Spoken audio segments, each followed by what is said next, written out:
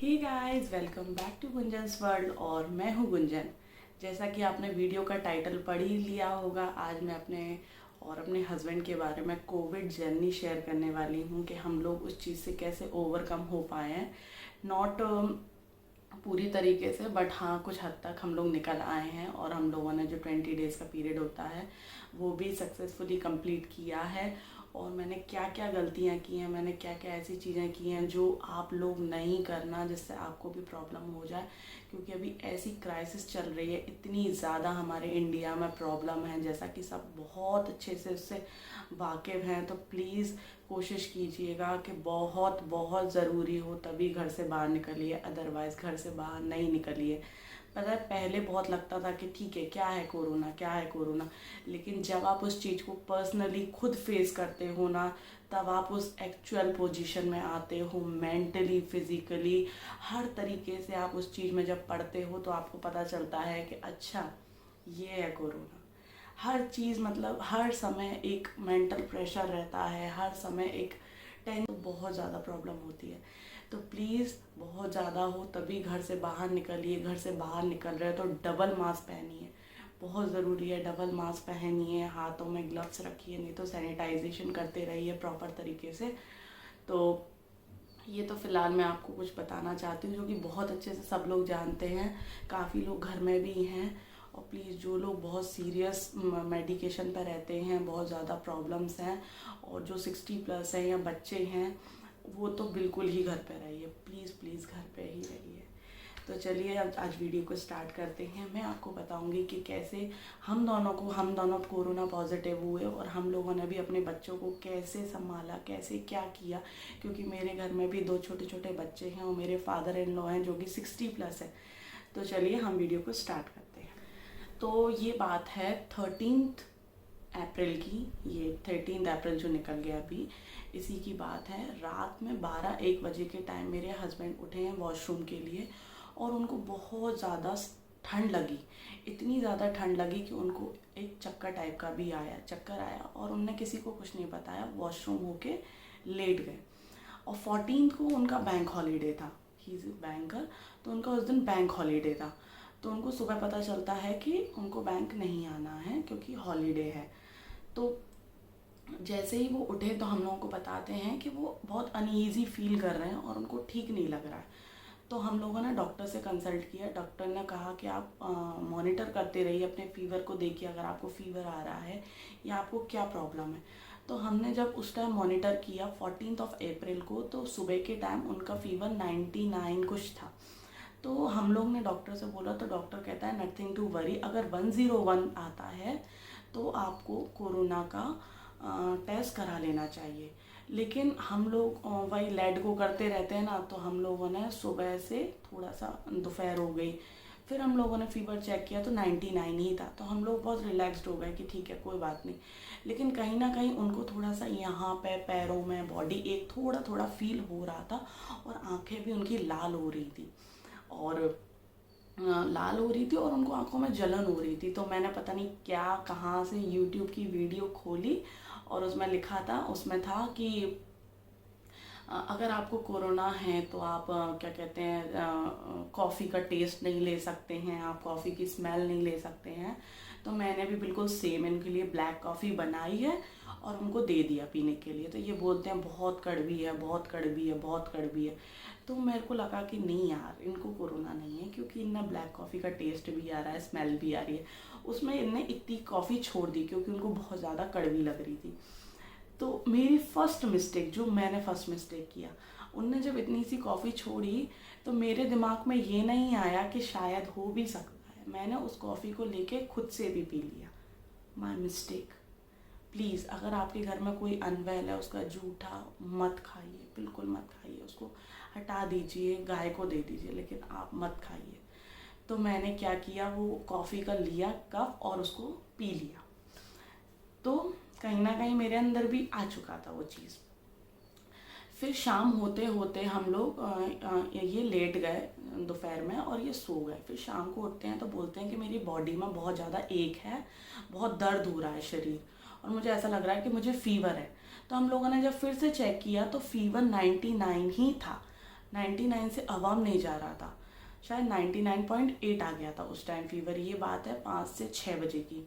फिर मैंने उनको वाटरमेलन काट के दी और हम दोनों ने, माय सेकंड मिस्टेक जो कि मैंने उस दिन फिर से की, कि मैंने उनके साथ वाटरमेलन बैठ के हम दोनों ने सेम प्लेट में शेयर किया और मेरे फादर इन लॉ ने और बच्चों ने अलग अलग खाया, थैंक गॉड। तो उन लोगों ने अलग अलग खाया लेकिन हम दोनों ने सेम प्लेट में शेयर किया। फिर शाम होते होते 7 से 8 बजे के लगभग उनको फिर बहुत ज़्यादा फील हुआ, फीवरिश सा फील हुआ। जब हम लोगों ने चेक किया तो फीवर 101 आ चुका था, उसी टाइम फीवर आ चुका था 101। हम लोगों ने डॉक्टर से कंसल्ट किया, डॉक्टर बोलता है डिले मत कीजिए और आप ट्रीटमेंट स्टार्ट कीजिए, आपको कोरोना ही है और अपने आप को रूम में आइसोलेट कर लीजिए। और हम लोगों ने बिल्कुल वैसा ही किया। हमारा रूम है जिसमें अटैच लेट बाथ है, उसमें उनको आइसोलेट कर दिया उस रूम में, और वो बिल्कुल प्रॉपर उस रूम में आइसोलेट हो गए। और मैं अपनी उनके लिए दवाइयाँ लेकर आई जो कि नॉर्मल दवाइयाँ हैं, डॉक्टर ने प्रिस्क्राइब की थी।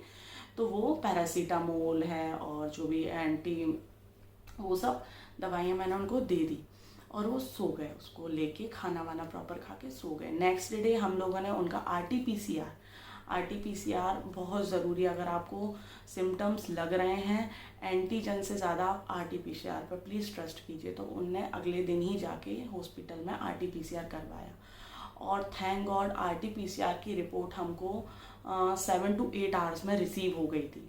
ये मैं बता रही हूँ आपको 15 अप्रैल की बात बता रही हूँ। 15 को उनकी आरटीपीसीआर रिपोर्ट आई जो कि पॉजिटिव थी।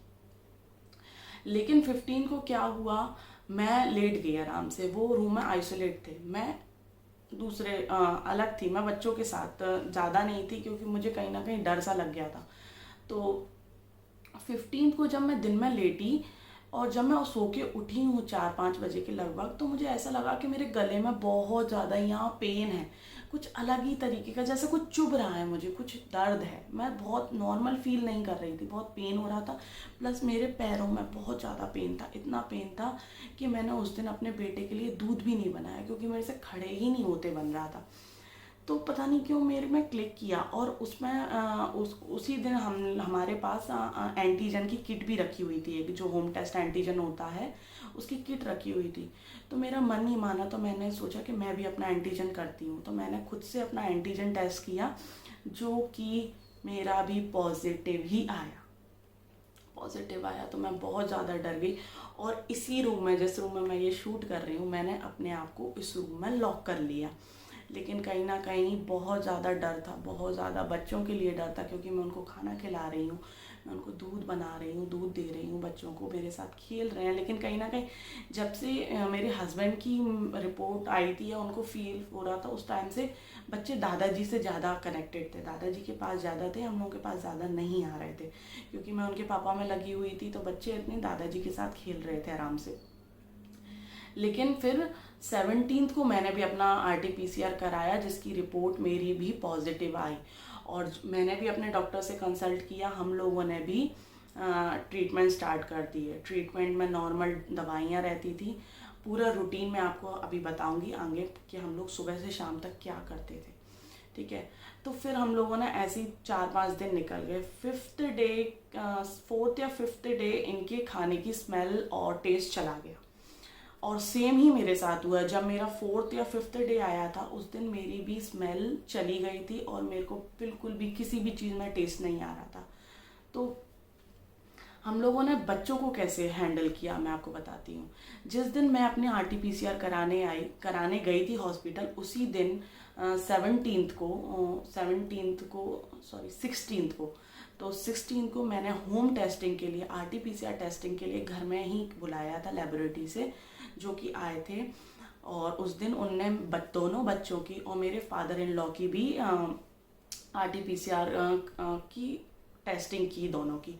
और हम लोगों ने क्या किया, सेफ साइड लेते हुए पापा जी को हम लोगों ने अपने ननद के यहाँ, मतलब मेरी सिस्टर इन लॉ के यहाँ भेज दिया क्योंकि उनको कोई सिम्टम्स नहीं थे और हम नहीं चाहते थे कि देखिए 60+ हैं, प्लस वो शुगर पेशेंट है, तो वो रहें यहाँ पे। क्योंकि कहीं ना कहीं देखिए डर तो बहुत रहता है घर में, जब 2 कोरोना पॉजिटिव हो जाते हैं तो बहुत डर बढ़ जाता है।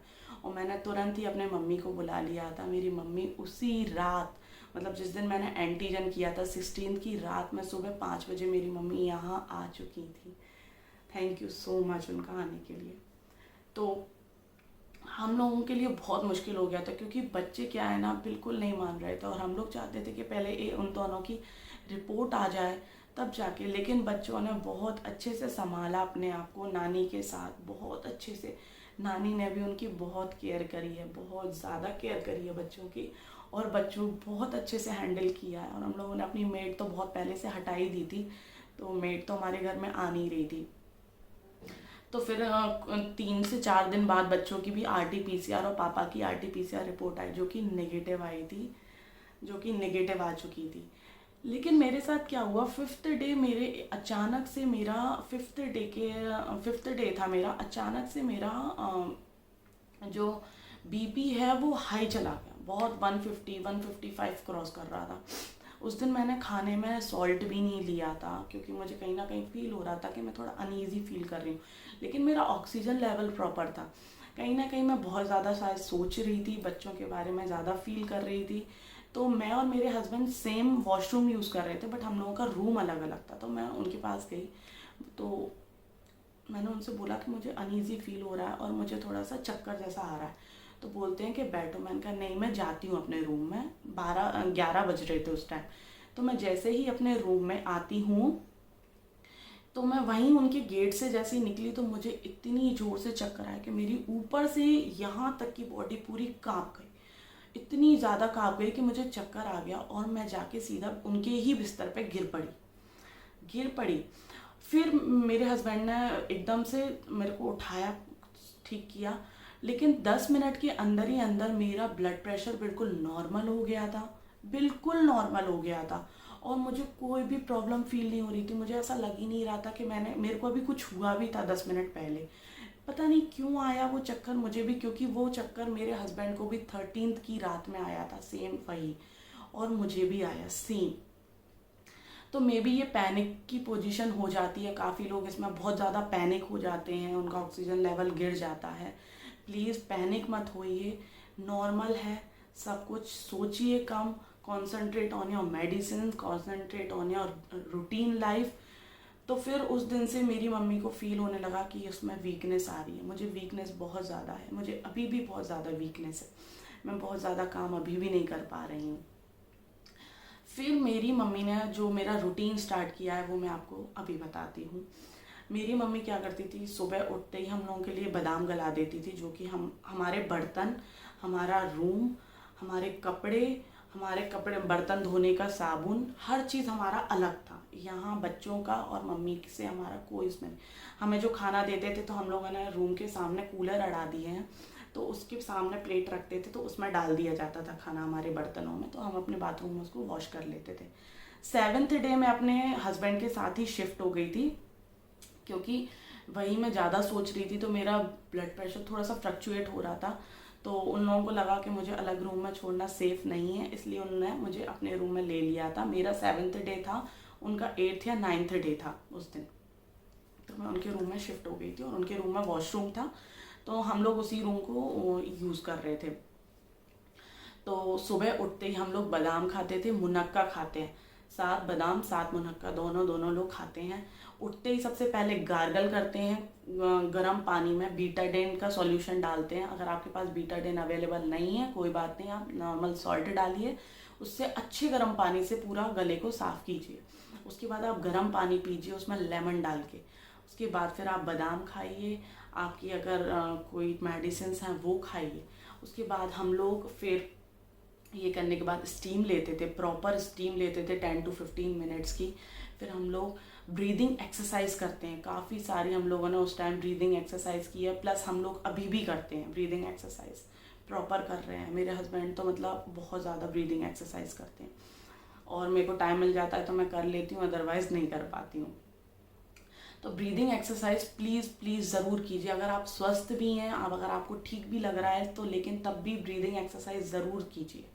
ब्रीदिंग एक्सरसाइज करने के बाद मम्मी मेरी दलिया बनाती थी, हम लोग दोनों दलिया खाते थे, गुड़ डाल के दलिया खाते थे हम लोग, मीठा दलिया, क्योंकि गुड़ गर्म होता है, दलिया बहुत हेल्दी होता है। क्योंकि वीकनेस हम लोगों को फील होने लगी थी 5th डे से, काफ़ी ज़्यादा वीकनेस हो गई थी। हम लोग दलिया खाते थे। उसके बाद हम लोग 1 से 2 घंटे बाद नारियल पानी पीते हैं। आज भी मैं नारियल पानी मंगा रही हूँ, आज भी मैं नारियल पानी पी रही हूँ। तो नारियल पानी पीने के बाद फिर हम लोग अपना जो भी है अपने बैठे रहते थे। फिर हम लोग स्टीम लेते थे एक बार। तो हम लोग 4 to 5 टाइम तो मैक्सिमम स्टीम ले रहे थे। स्टार्टिंग के 10-12 डेज तक हम लोगों ने 5 टाइम्स लिए।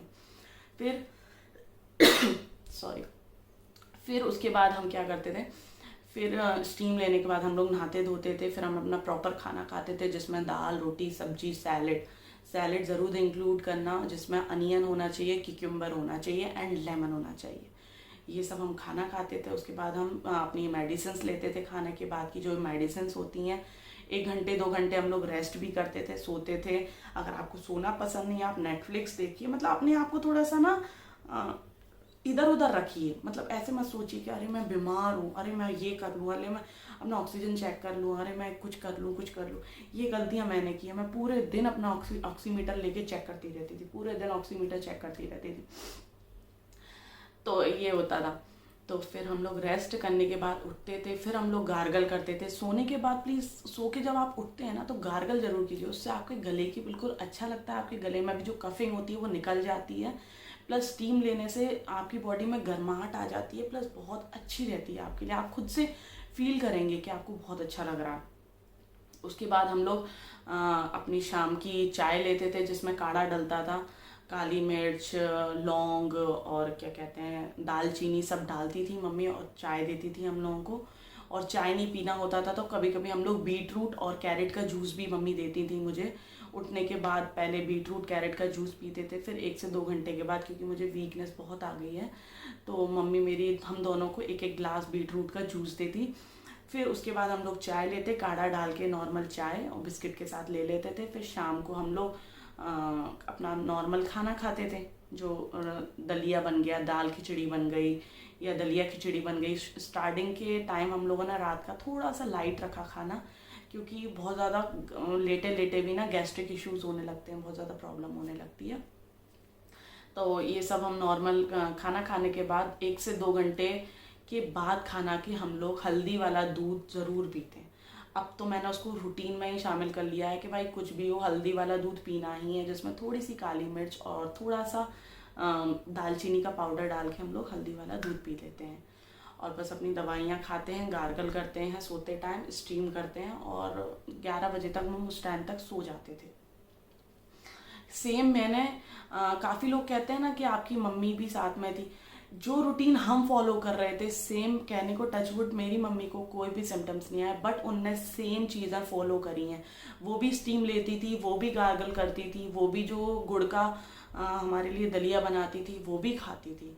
वो प्रॉपर ट्रीटमेंट नहीं लिया, बट उनने हर चीज़ किया है। गिलोय का जूस उनने पिया है, उनने हर चीज़ अपने आप को मेंटेन, क्योंकि उनको पता था कि उनके साथ 2 बच्चे हैं। बच्चों के लिए हम क्या कर रहे हैं, हमने मल्टीविटामिन बच्चों को 2 महीने पहले से ही स्टार्ट कर दिया था, और अभी तक चल रहा है, और शायद हमेशा उनको मल्टीविटामिन दूंगी मैं। तो कुछ इस तरीके से फिर हम ये हमारा पूरा डेली रूटीन था। मतलब 12 to 15 डेज तक, तो हमने 15 डेज तक पूरा हमारा यही रूटीन चला है, और आज हमें 20 डेज कंप्लीट हो चुके हैं। 20 डेज के बाद मैं बताऊं तो वीकनेस है, बहुत ज़्यादा एनर्जेटिक नहीं है हम लोगों को ऐसा नहीं लगता जैसे हम लोग पहले थे, मतलब इतने एनर्जेटिक। आज से 20-21 दिन पहले उतने हम लोग एनर्जेटिक बिल्कुल नहीं है। हम लोग बच्चों को एकदम से नहीं उठा पाते हैं, और कहीं ना कहीं हल्की सी कफिंग जैसे थोड़ा बहुत हो जाता है। कफिंग हो रही, हल्की फुल्की हो रही है, बहुत ज़्यादा नहीं। तो अभी फ़िलहाल इतना है, लेकिन वीकनेस थोड़ी ज़्यादा है, अदरवाइज़ तो कोई प्रॉब्लम नहीं है। फिर हमने 14 डेज़ पे अपना एंटीजन कराया था। हमारे यहाँ पास में हॉस्पिटल है, वहाँ पे एंटीजन होता है। तो 14 डेज़ पे हमने एंटीजन कराया था, तो हमारा वो नेगेटिव आया था। लेकिन हम लोगों ने तब भी अपना रूम आइसोलेशन नहीं छोड़ा था, हम लोग रूम में ही पैक्ड थे 14 डेज़ के बाद। फिर हमने अपना RT-PCR रिपीट कराया, जो हमारा नेगेटिव आया था। और जब हमारा वो RT-PCR दोनों का नेगेटिव आया है, 15 या 16 डे पे, हमारा 17 डे पे RT-PCR की रिपोर्ट आ गई थी, जो कि नेगेटिव आई थी। उसके बाद हम लोगों ने प्रॉपर रूम को सैनिटाइज़ किया है, अपने बाथरूम को सैनिटाइज़ किया, और उसको पूरा लॉक कर दिया 2 दिन के लिए। हम लोग बिल्कुल चेंज करके पूरे रूम को करके तब हम लोग बच्चों से मिले थे। उसके बाद भी हमने 2 दिन तक 3 दिन तक प्रॉपर मास्क पहन के मिले थे बच्चों से। ऐसे नहीं जैसे मैं आपके सामने बैठी हूँ ऐसे नहीं, हम लोग मास्क पहन के रखते थे बच्चों के सामने भी, और अभी तक मास्क पहनते हैं हम लोग। थोड़ा सा प्रिकॉशंस ज़रूरी होते हैं लेना, क्या करें, छोटे बच्चे हैं या घर में आपके बूढ़े बुजुर्ग हैं, तो प्रिकॉशंस, एक्स्ट्रा प्रिकॉशंस रखिए। जहाँ तक है मैंने अपनी बहुत सारी चीज़ें बताने की कोशिश की है। अगर आपको कुछ भी थोड़ा सा भी डाउट है आप मुझे कमेंट सेक्शन में बताइए या पूछिए मुझसे, जो भी आपके कुछ कोरोना को लेके डाउट्स हैं। प्लीज़ मैं आपसे एक चीज़ बोलना चाहूँगी कि आप पैनिक मत कीजिए, हॉस्पिटल की तरफ रश मत कीजिए। हॉस्पिटल में आपको ज़्यादा, अगर आप बहुत ज़्यादा पैनिक कर रहे हैं, आपका ऑक्सीजन लेवल गिर रहा है, और सिटी स्कैन ज़रूर कराइए। 8th डे पे मैंने और मेरे हस्बैंड ने दोनों सिटी स्कैन कराया था, जिसमें मेरा 0 वैल्यू आया, लेकिन उनका थोड़ा सा आया है, 4-5% उनका आया था, तो उसका प्रॉपर मेडिकेशन लिया है उनने। तो अब हम लोग फिर से रिपीट कराएंगे सिटी स्कैन, तो सिटी स्कैन भी करा लेना अगर आप लोगों को लगता है, और अगर आपके डॉक्टर प्रिस्क्राइब करते हैं तो ये हमने कुछ कुछ चीज़ें की हैं नॉर्मल। अब हमारे मल्टीविटामिन चल रहे हैं, और विटामिन सी, विटामिन D3 हमारी टैबलेट्स अभी कंटिन्यू रहेंगी 3 से 4 महीने तक। और मेरे हस्बैंड को तो वैक्सीन का फर्स्ट डोज भी लग चुका था, उसके बाद उनको कोरोना हो गया, but nothing to worry. Vaccine ज़रूर लगवाइए, वैक्सीन बहुत ज़रूरी है। और अपने घर में बूढ़े बुजुर्ग लोगों की प्लीज़ केयर कीजिए बहुत ज़्यादा। अगर आप बाहर कोशिश कीजिए कि बाहर ना जाइए, और अगर बहुत ज़्यादा जाना पड़ रहा है तो बहुत एक्स्ट्रा प्रिकॉशंस के साथ जाइए। मेरी मम्मी भी घर पहुंच चुकी हैं सेफली, और आज उनने अपना वैक्सीन का फर्स्ट डोज भी ले लिया है। और जब वो ट्रेन में गई थी तो वो 2 मास्क पहन के गई थी, पूरा फेस शील्ड पहन के गई थी प्रॉपर तरीके से। उनने घर जाके 1 से 2 दिन अपना मास्किंग भी रखी है करके, और स्टीम भी लिया है। होप आपको वीडियो पसंद आई होगी। अगर आपको अच्छी लगी तो please do like, share and comment down below. अगर आपको कुछ भी पूछना है मुझसे मेरे इसके बारे में, या मैंने शायद कुछ छोड़ दिया हो, वैसे मैंने कोशिश की अपनी पूरी जर्नी बताने की। और ये वीडियो बहुत लंबी हो गई है, तो प्लीज़ इसको देखना ज़रूर पूरा, और आपको पसंद आए तो लाइक करना, शेयर, ज़्यादा से ज़्यादा शेयर करना, और लोगों से कहना प्लीज़ घबराएं नहीं, हम फिर से पहले जैसे हो जाएंगे और सब कुछ नॉर्मल हो जाएगा। Thank you, bye bye, take care, be safe, be home, घर में रहिए प्लीज़, बाय।